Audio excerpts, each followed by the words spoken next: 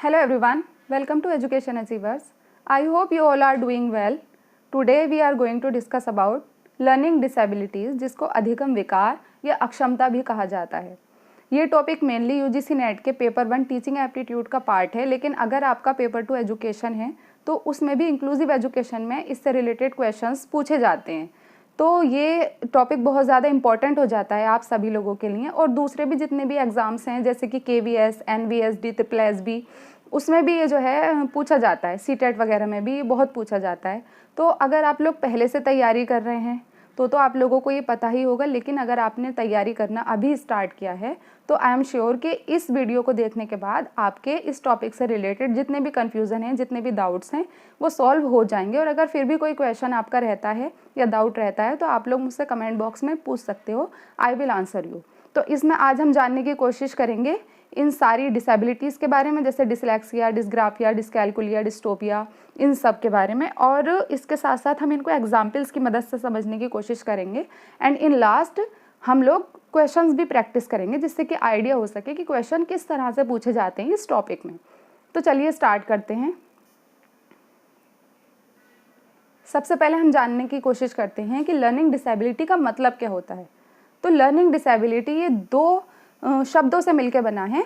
सबसे पहला होता है लर्निंग और दूसरा होता है डिसेबिलिटी। लर्निंग मतलब अधिगम, डिसेबिलिटी का मतलब होता है अक्षमता, यानी कि किसी काम को करने में अक्षम होना या डिसेबल होना। तो लर्निंग करने में जब प्रॉपरली बच्चा अंडरस्टैंड नहीं कर पाता है चीज़ों को, रीडिंग राइटिंग प्रॉपरली नहीं कर पाता, बातचीत ठीक से नहीं कर पाता, दूसरों को अपनी बात ठीक से नहीं समझा पाता, उसको हम लर्निंग डिसेबिलिटी बोलते हैं। यानी कि वो लर्न नहीं कर पा रहा है चीज़ों को ठीक से। तो ये learning disability is a neurological condition, ये एक न्यूरोलॉजिकल कंडीशन है, यानी ये ब्रेन से रिलेटेड है। ठीक है। और ये किस चीज़ को अफेक्ट करती है? इन्फॉर्मेशन को सेंड करने में, रिसीव करने में या फिर प्रोसेस करने में इन्फॉर्मेशन को, इसमें लर्निंग डिसेबिलिटी जिसको होती है प्रॉब्लम आती है। A child with A learning disability may have difficulties in reading, writing, speaking, listening या फिर अंडरस्टैंडिंग मैथमेटिकल कॉन्सेप्ट, जैसे कि जिसको हम डिस्कैल्कुलिया बोलते हैं, और बाकी चीज़ें भी हो सकती हैं। तो ये सारी चीज़ें जो हैं लर्निंग डिसेबिलिटी का पार्ट हैं। अब हम देखते हैं कि लर्निंग डिसेबिलिटी जो शब्द है वो सबसे पहले किसने यूज़ किया था। तो लर्निंग डिसेबिलिटी का जो शब्द है वो सबसे पहले सैमुअल क्रिक ने यूज़ किया था। ओके। और कब यूज़ किया था? 1963 में यूज़ किया था। तो ये भी आपको अच्छे से याद रखना है। तो अगर हम आसान शब्दों में समझने की कोशिश करें तो ऐसी मानसिक दशा जिसमें व्यक्ति के सीखने की क्षमता प्रभावित हो जाती है, वो ठीक से सीख नहीं पाता। ठीक है। ये जन्मजात भी हो सकता है और बीमारी या चोट की वजह से भी हो सकता है। तो अगर इस तरह से क्वेश्चन आता है कि लर्निंग डिसेबिलिटी जो है बाय बर्थ होती है या फिर बाद में भी हो सकती है, तो लर्निंग डिसेबिलिटी जन्मजात या किसी बीमारी या चोट के कारण दोनों ही इसकी वजह हो सकती हैं। ठीक है। तो ये हो गया लर्निंग डिसेबिलिटी होती क्या है, और सबसे पहले लर्निंग डिसेबिलिटी का जो शब्द है वो किसने यूज़ किया और इसका मतलब क्या है। अब आगे बढ़ते हैं। सबसे पहले हम जानने की कोशिश करते हैं अब डिसलेक्सिया के बारे में। Dyslexia is a common learning difficulty that mainly causes problems with reading, writing and spelling. Dyslexia से आपको याद रखना है कि डिसलेक्सिया एक रीडिंग डिसऑर्डर है।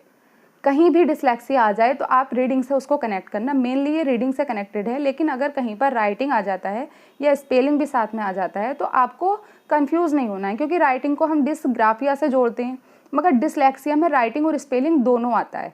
तो अगर सिर्फ और सिर्फ राइटिंग लिखा हुआ है तो आपको डिसग्राफिया लगाना है, और अगर रीडिंग के साथ राइटिंग लिखा हुआ है तो आपको डिसलेक्सिया चूज़ करना है ऑप्शन में। तो एक डिसलेक्सिक जो पर्सन है वो क्या उसको प्रॉब्लम हो सकती है? उसको प्रॉब्लम हो सकती है एक तो रीड एंड राइट करने में, वो स्लोली रीड करता है चीज़ों को और स्लोली राइट करता है। ठीक है। क्योंकि उसको प्रॉब्लम होती है। और दूसरा इसका क्या हो सकता है, इसका एक एग्जाम्पल कि वो जो है ना, जो सेम लेटर होते हैं उनको उसमें बहुत कंफ्यूज होता है, वो पहचान नहीं पाता। जैसे कि बी और डी, अगर जहाँ पर बी लिखना है तो वो उसको डी बना देगा, या जहाँ पे डी लिखा हुआ है वो उसको बी पढ़ेगा। पढ़ने में भी प्रॉब्लम होती है और लिखने में भी प्रॉब्लम होती है। जैसे कि सा है, ठीक है, तो वो उसको वॉस पढ़ेगा। ठीक है। तो जैसे गॉड है तो डॉग उल्टा उल्टा दिखाई देगा उसको। यानी जो सेम लेटर्स हैं उनको पढ़ने में, समझने में उसे दिक्कत होती है, वो कंफ्यूज रहता है इनके बीच। तो डिसलेक्सिया को आपको क्या याद रखना है कि डिसलेक्सिया क्या है? डिसलेक्सिया एक रीडिंग डिसऑर्डर है। ओके। अब आगे चलते हैं। नेक्स्ट है डिस्ग्राफिया। डिस्ग्राफिया जैसे कि ग्राफ से ही आप समझ रहे हैं, ग्राफ जो हम बनाते हैं तो आपको ग्राफ से कनेक्ट कर लेना है कि ये एक राइटिंग डिसऑर्डर है। डिस्ग्राफिया कहीं भी आता है तो आपको उसको राइटिंग से कनेक्ट करना है क्योंकि ये राइटिंग से ही रिलेटेड है। तो it is related to handwriting and leads to poor handwriting, inconsistent spacing, wrong spelling etcetera. जैसे कि यहाँ पर मैंने शो किया है आपको, इस पिक्चर को देखकर आप अंदाज़ा लगा सकते हो कि जिस बच्चे को डिस्ग्राफिया है वो किस तरह से चीज़ों को लिखता है। ना तो वो 2 वर्ड्स के बीच में प्रॉपर स्पेसिंग कर सकता है, ना ही वो स्पेलिंग ठीक से लिख सकता है, ठीक है, उसकी स्पेलिंग भी रॉन्ग होगी और उसका पता नहीं कहाँ से शुरू हुआ और कहाँ तक जा रहा है, वो लाइन में भी चीज़ों को नहीं लिख पाता। एक तो स्पेलिंग ठीक नहीं होती उसकी, ठीक है, और गैप ठीक से नहीं देता और राइटिंग भी अच्छी नहीं होती, ठीक है, और वो जो है कॉन्सेप्ट नहीं समझ पाता राइटिंग का कि किस तरह से मुझे लिखना चाहिए। उसको लिखना एक बहुत मुश्किल काम लगता है, उसको प्रॉब्लम होती है लिखने में। जैसे कि ये देखो कुछ एग्जाम्पल मैंने लिखे हैं कि has trouble writing on A line, यानी कि वो लाइन में नहीं लिख पाएगा, उसकी लाइन कहीं से शुरू होगी और कहीं जाएगी। दूसरा, नो कॉन्सेप्ट ऑफ स्पेसिंग, उसको ये नहीं पता होगा कि 2 वर्ड के बीच में मुझे स्पेस कितना देना है। तीसरा, presses too hard on writing utensil, यानी कि अगर वो पेंसिल से लिख रहा है तो उस पर बहुत ज़्यादा प्रेशर डालेगा वो, ठीक है, मतलब उसे बहुत भारी काम लगेगा ये। जैसे कि हम किसी काम को करके थक जाते हैं, उसको ऐसा फील होगा कि ये बहुत टफ है, बहुत मुश्किल है। राइटिंग पेनफुल, उसके लिए जो है राइटिंग एक पेनफुल काम होगा। तो डिस्ग्राफिया जिस बच्चे को होगा उसका ये एक एग्जाम्पल है कि वो ठीक से लिख नहीं पाता है, उसको लिखने में प्रॉब्लम होती है। तो डिस्ग्राफिया हमारा किससे रिलेटेड हो गया? लिखने से रिलेटेड, ठीक है। और इस पिक्चर को मैंने इसलिए लगाया क्योंकि हम पिक्चर से अच्छे से कनेक्ट कर पाते हैं, हमारे माइंड में रह जाता है। एग्ज़ाम में भी हमारे माइंड में वो पिक्चर्स ही आती हैं जिसके ज़रिए हमने पढ़ा होता है। इसलिए हम अगर पिक्चर्स के ज़रिए याद करते हैं या किसी चीज़ को समझते हैं तो वो ज़्यादा लॉन्ग टाइम तक हमारी मेमोरी में रह जाता है। अगला देखते हैं। अगला है डिसकैलकुलिया। कैलकुलेशन से रिलेटेड है ये डिसकैलकुलिया, क्योंकि कैलकुलिया से पता चल रहा है कि ये कैलकुलेशन से रिलेटेड है, यानी मैथमेटिक्स से रिलेटेड है। Students suffering from this disorder have difficulty in understanding mathematics and numbers, arithmetic operation, science etcetera. यानी कि जिस बच्चे को डिसकैलकुलिया होगा उससे मैथमेटिकल ऑपरेशंस ठीक से नहीं हो पाएंगे, उसकी मैथ्स वीक होगी बहुत ज़्यादा। जैसे कि ये कुछ एग्जाम्पल मैंने दिए हैं, जैसे 8 + 13, इसको वो क्या लिखेगा? 12। क्यों लिखेगा? क्योंकि 8 में 1 जोड़ा तो कितने हो गए? 9, और फिर 3 और जोड़ो 10, 11, 12। इस तरीके से वो जोड़ता है कि 8 और 13 मिलकर क्या हुए कि 8 में 1 जोड़ा तो कितने हो गए? 9, और 9 में बाकी 3 और जोड़ दो तो कितने हो गए? 12। इसी तरीके से अगर वो 19 के साथ प्लस करेगा 1 को, तो वो क्या सोचेगा कि 9 और 1 तो हो गए 10, और बाकी का ये जो 1 जो है ये यहाँ पर आ जाएगा। मतलब वो कैलकुलेशन नहीं कर पाता। प्लस के जो सवाल हैं या फिर माइनस के जो सवाल हैं, उन्हें सभी तरह के सवाल करने में दिक्कत होती है। जैसे ये दूसरा एग्जाम्पल है कि 4 + 2 को वो क्या सोचेगा कि ये प्लस नहीं है, ये मल्टीप्लाई का साइन है। उसको लगेगा कि प्लस और मल्टीप्लाई का साइन जो है सेम होता है। तो 4 का पहाड़ा हम 2 बार पढ़ेंगे तो क्या आएगा? 8, ठीक है।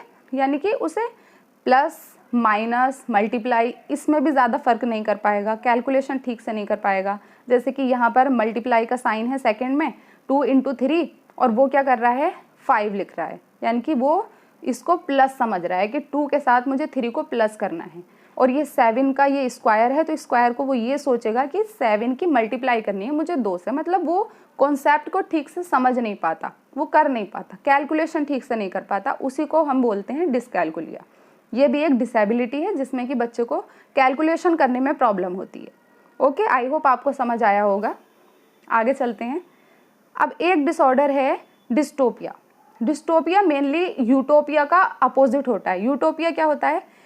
जैसे कि आप लोग सोचते हो कि मेरे पास बड़ा सा घर होगा, बंगला होगा, गाड़ी होगी, बहुत सारे पैसे होंगे। तो ये एक इमेजिनरी दुनिया है, हमारी सपनों की दुनिया है जिसमें कि हम अच्छा अच्छा सोचते हैं, वो होता है यूटोपिया। यूटोपिया का उल्टा होता है डिस्टोपिया। डिस्टोपिया में क्या होता है कि हमें सब कुछ बुरा बुरा इमेजिन होता है, हम अपने फ्यूचर के बारे में सब कुछ बुरा देख पाते हैं। जैसे कि it describes an imaginary society which is very bad और unfair in which there is a lot of suffering. मतलब एक ऐसी इमेजिनरी सोसाइटी है हमारा फ्यूचर जिसमें बहुत ज़्यादा दुख हैं, लोग नाखुश हैं, डरे हुए हैं और परेशानियों वाली लाइफ जी रहे हैं। तो इस तरह की अगर हमारी थिंकिंग होती है, इस तरह से हम अपने फ्यूचर को देखते हैं या इमेजिन करते हैं सोसाइटी, ऐसी सोसाइटी को, एक तरीके से ये डिप्रेशन की कंडीशन होती है, डिस्टोपिया। और ये यूटोपिया का उल्टा होता है। तो अगर यूटोपिया से रिलेटेड कोई क्वेश्चन आता है तो आपको याद रखना है, यूटोपिया है कि जब हम अच्छा इमेजिन करते हैं, और डिस्टोपिया उसका अपोजिट होता है, जिसमें कि हम डिप्रेस्ड फील करते हैं और हमें सब कुछ बुरा बुरा इमेजिन होता है अपने फ्यूचर के बारे में, या ऐसी सोसाइटी जिसमें कि कुछ अच्छा नहीं हो रहा, सब लोग दुखी हैं, सब लोग परेशान हैं, उसको बोलते हैं डिस्टोपिया। ऐसा पर्सन जो इस तरह की थिंकिंग रखता है, निगेटिव थॉट्स उसके दिमाग में आते हैं, निगेटिव सोचता है, अपने फ्यूचर से डरता है कहीं ये ना हो जाए, वो ना हो जाए, अरे ये हो गया तो बुरा हो जाएगा, वो होता है डिस्टोपिया। ओके, आगे बढ़ते हैं। अगला है डिस्मोर्फिया। ये मोर्फिया, मॉर्फोलॉजी आप समझते हो, मॉर्फोलॉजी मतलब आकार, तो ये हमारे आकार से रिलेटेड, इसको आप कनेक्ट कर लीजिए कि मॉर्फिया मतलब मॉर्फोलॉजी से रिलेटेड है। डिस्मॉर्फिया क्या होता है? ये एक मेंटल हेल्थ कंडीशन है जिसमें कि आप अपनी फिजिकल जो अपीयरेंस है, आप जिस तरह दिखते हो, आप उसको अनफेयरली देखते हो। जैसे कि अगर आप अपने आप को देख रहे हो तो आपको लगेगा कि मैं इतना मोटा हो गया, मैं कितना, मतलब मेरी हाइट और हेल्थ अच्छी नहीं है, मैं दिखने में अच्छा नहीं हूँ, इस तरह से आप सोचते हो। यानी कि आप अगर ठीक भी हो तो आप अपने आप को अनफेयर देखते हो शीशे में। ठीक है, इसके सिम्टम्स क्या हो सकते हैं? Spend a lot of time comparing your looks with other people, यानी कि आप शीशे में, मिरर में खुद को देख रहे हो और बाकी लोगों से आप खुद को कंपेयर कर रहे हो मोस्टली, और ज़्यादा देर तक, मतलब काफ़ी देर तक आप खुद को देखते हो और कंपेयर करते हो दूसरों से कि नहीं वो अच्छा है, मैं अच्छा नहीं हूँ। Look at your self in mirrors a lot और अवॉइड मिरर्स एल टुगेदर, या तो आप बहुत ज़्यादा देखोगे मिरर में, ठीक है, या फिर आप मिरर से बचने की कोशिश करोगे। एक तरीके से मॉर्फोलॉजी से रिलेटेड है, जिसमें कि आपको आकार से रिलेटेड है, ये मॉर्फोलॉजी से रिलेटेड है, जिसमें आपको अपना जो शरीर की आकारिकी है वो ठीक नहीं लगती। ओके, आई होप आपको क्लियर हुआ होगा। आगे बढ़ते हैं। अगला आता है डिस्फेजिया।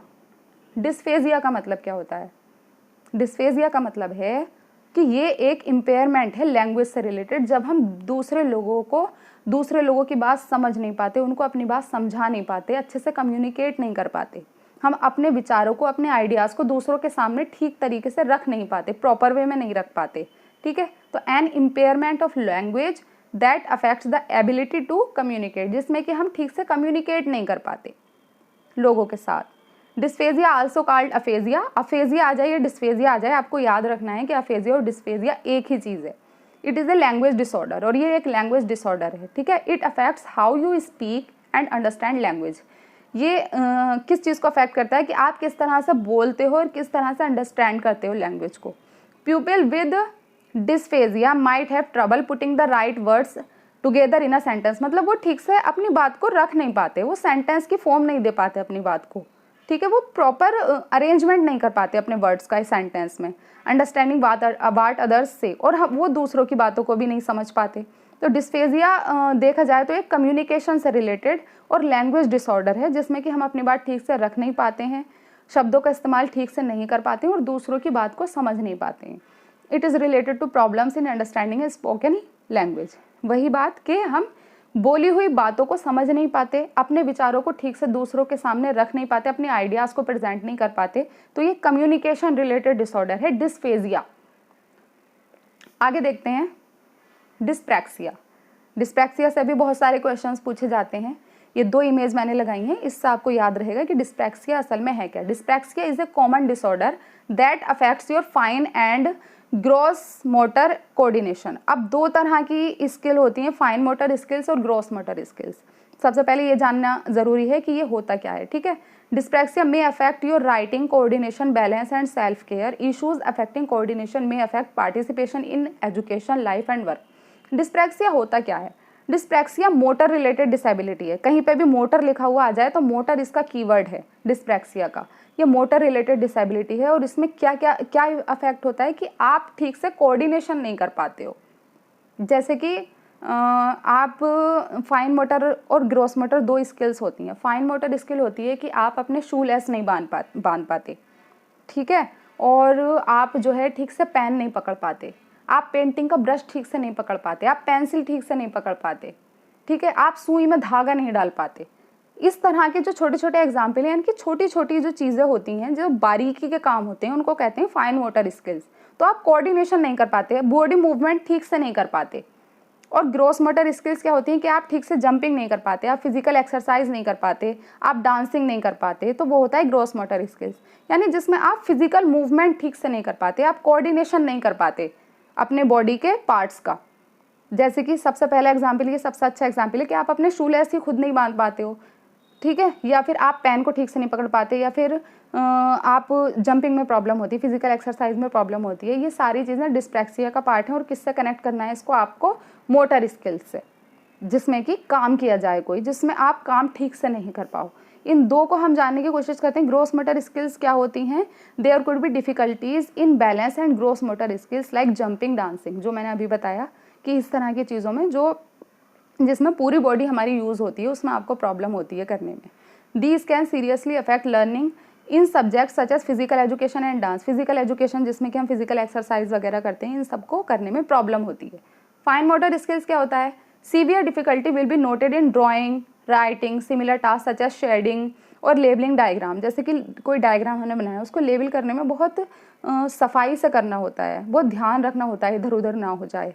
तो इस तरह की चीज़ें, राइटिंग अच्छी नहीं होती, जिसको डिस्प्रैक्सिया होता है, क्योंकि वो ठीक से कोऑर्डिनेट नहीं कर पाता अपनी उंगलियों के बीच, वो ठीक से पकड़ नहीं पाता। ड्राइंग ठीक से नहीं कर पाएगा, ड्राइंग बहुत ही बेकार होगी उसकी। इस तरह की जो चीज़ें होती हैं, जैसे कि पेंटिंग का ब्रश ठीक से नहीं पकड़ पाएगा।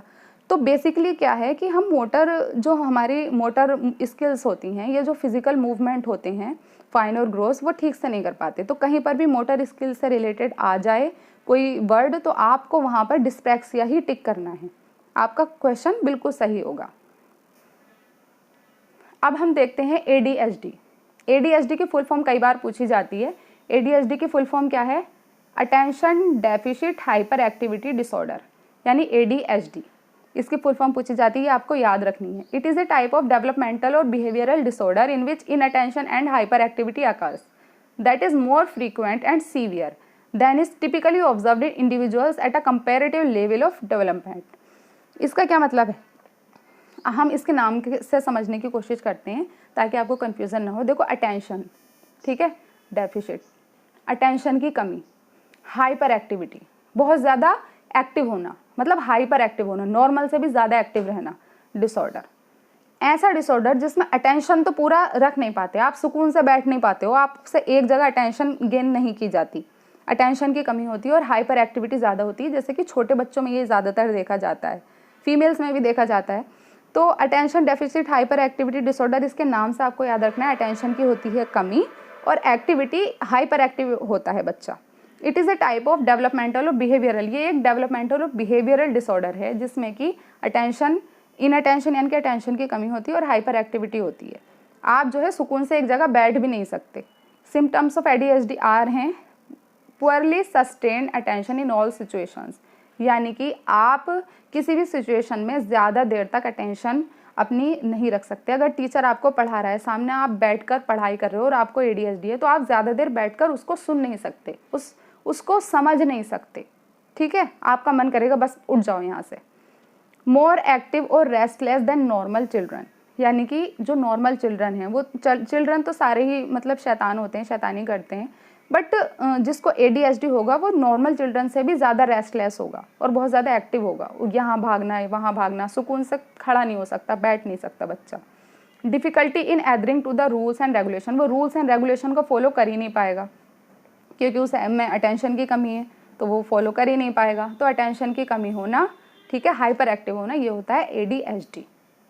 इसके कुछ एग्जाम्पल्स हैं कि देखो, ईजिली डिस्ट्रैक्टेड, किसी भी बात से एकदम डिस्ट्रैक्ट हो जाना, डे ड्रीमिंग, अपनी ख्यालों की दुनिया में रहना, सोचते रहना कुछ, फॉरगेटफुलनेस यानी कि भूलना चीज़ों को, कांट सिट स्टिल, सुकून से एक जगह नहीं बैठ पाना, excessive talking, careless mistakes, risk taking behaviour, impatience, ये सारी जो हैं ADHD के सिम्टम्स हैं जो अमूमन बच्चों में देखे जाते हैं।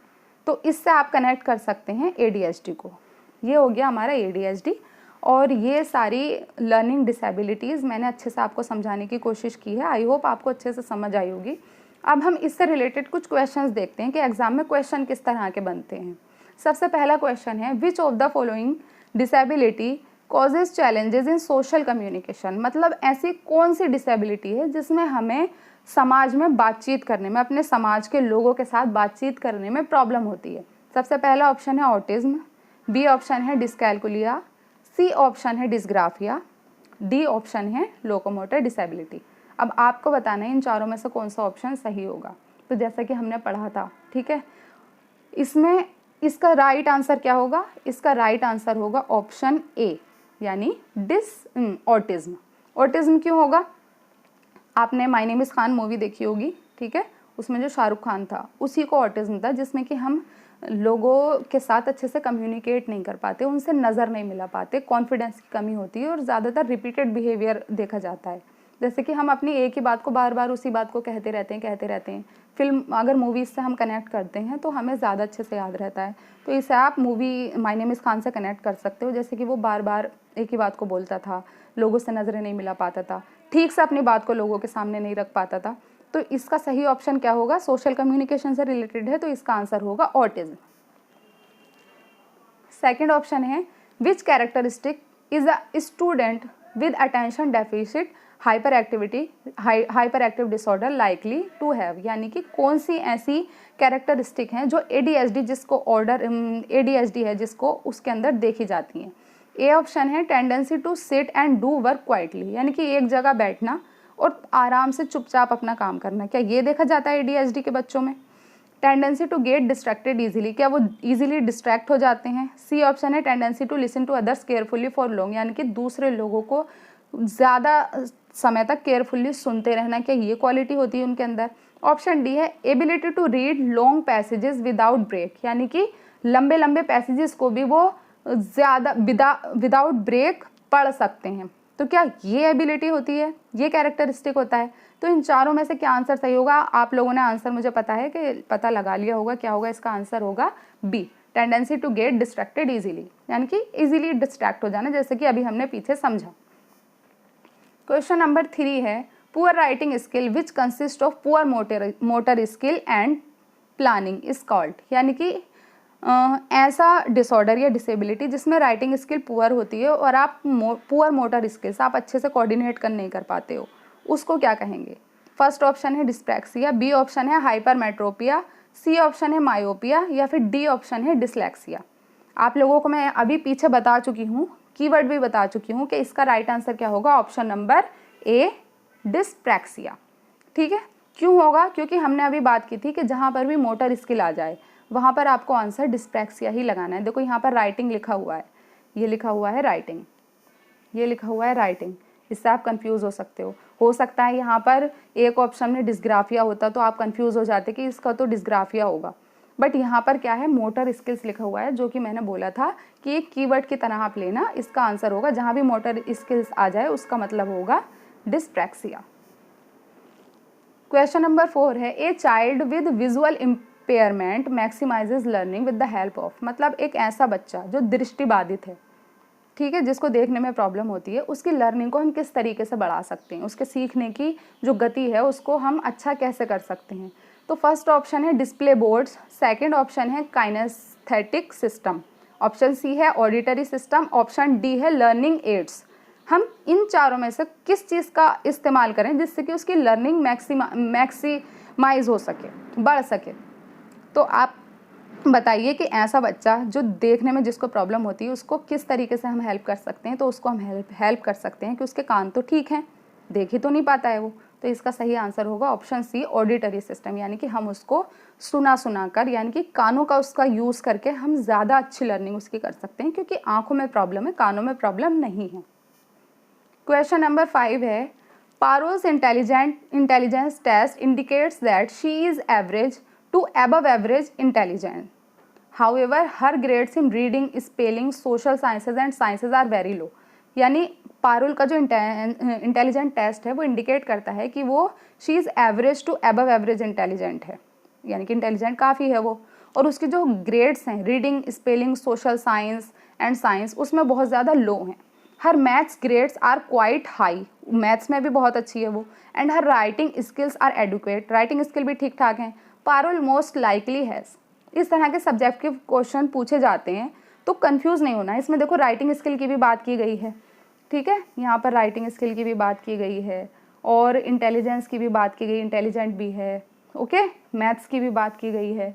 पता क्या लगाना है आपको कि प्रॉब्लम किस चीज़ में है, उसको किस चीज़ में प्रॉब्लम होती है। तो उसकी जो ग्रेड्स हैं रीडिंग, स्पेलिंग, इन सब में वेरी लो हैं। इसी से हमें पता चल गया कि यहाँ रीडिंग की बात हो रही है। रीडिंग में अगर बच्चा लो है तो आंसर क्या होगा, डिसलेक्सिया। आंसर क्या होगा, डिसलेक्सिया। तो इसका सही आंसर क्या होगा हमारा, ऑप्शन नंबर सी, डिसलेक्सिया, क्योंकि ये एक रीडिंग डिसऑर्डर है और उसको प्रॉब्लम ही हो रही थी रीडिंग, स्पेलिंग और सोशल साइंसेज में, तो इसलिए इसका सही आंसर होगा डिसलेक्सिया, क्योंकि ये एक रीडिंग डिसऑर्डर है। क्वेश्चन नंबर 6 है, what is full form of ADHD। ये बहुत कॉमन क्वेश्चन है और जिसने नहीं पढ़ा है ADHD उसका ये गलत हो सकता है, तो आपको पता होना चाहिए। इसका सही आंसर क्या होगा, ADHD का attention deficit hyper activity disorder. Option number C will be the correct answer of this question. Question number 7 है, a child's intelligence test score shows that she is above average, she is regular and active in class. ठीक है, यानी कि वो above average है और active भी है, क्लास में रेगुलर भी है। Her mathematics grades and writing skills is good, उसकी मैथमेटिक की ग्रेड भी अच्छी है, राइटिंग स्किल भी गुड है। But when given the task of reading loudly her performance is poor. लेकिन जब उसको रीडिंग का टास्क दिया जाता है कि चलो पढ़ाओ, तुम जोर जोर से बोलो, पढ़ो, तो उसकी परफॉर्मेंस पुअर होती है। The child is likely to have, I hope आप लोग समझ गए हैं। तो इसका सही आंसर क्या होगा, क्योंकि उसको रीडिंग में प्रॉब्लम होती है। ऑप्शन ए है डिस्ग्राफिया, ऑप्शन बी है डिसकैलकुलिया, ऑप्शन सी है डिसलेक्सिया एंड ऑप्शन डी है ऑटिज्म। तो इसका सही आंसर क्या होगा, ऑप्शन सी, डिसलेक्सिया। अगला क्वेश्चन, लास्ट क्वेश्चन है हमारा। Raju writes 61 as 16 and often gets confused between the letters B and D, these are primary characteristic of. मैंने ये सबसे पहले आपको बताया था कि जहाँ भी वर्ड्स में कंफ्यूज होने की बात आ जाए, बी को डी समझना, सा को वॉज समझना, उसको आपको एक ही चीज़ से कनेक्ट कर देना है, जो मैं आपको बता चुकी हूँ। तो ऑप्शन ए है डिसलेक्सिया, ऑप्शन बी है autism spectrum disorder, option C है लर्न हेल्पलेसनेस, ऑप्शन डी है डिस्ग्राफिया। तो कुछ लोग ये सोच सकते हैं कि यहाँ पर क्या लिखा हुआ है, राइट्स लिखा हुआ है, तो ये एक राइटिंग डिसऑर्डर है, बट ऐसा नहीं है। इसका सही आंसर होगा ऑप्शन नंबर ए, डिसलेक्सिया, क्योंकि हमने समझा था कि जो वर्ड्स में कन्फ्यूज़न होता है लिखने में भी और पढ़ने में भी, तो वो होता है डिसलेक्सिया, जिसमें हम दो चीज़ों के बीच में कंफ्यूज रहते हैं। तो ये आपको आई होप समझ आया होगा, इसके क्वेश्चंस भी समझ आएंगे आपको। इससे रिलेटेड अगर कोई भी डाउट रहता है आप कमेंट बॉक्स में पूछ सकते हैं, और आगे भी मैं ऐसी ही वीडियो लाने की कोशिश करूँगी। अगर आपको वीडियो थोड़ी सी भी हेल्पफुल लगी हो तो प्लीज़ लाइक ज़रूर कीजिएगा, सब्सक्राइब कीजिएगा चैनल को। Thank you so much.